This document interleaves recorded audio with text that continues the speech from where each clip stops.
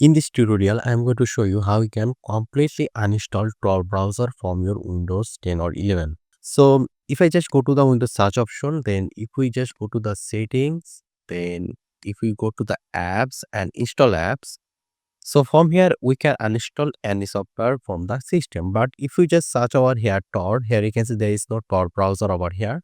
So there is no way for us to uninstall this.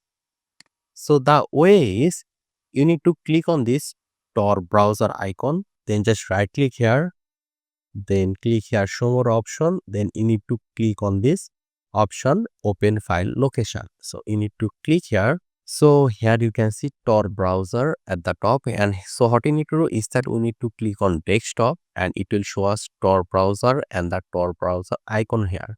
So you need to select both of those folders and file, then just right click, then click here delete. So this will delete the Tor browser folder and the Tor browser icon from your system.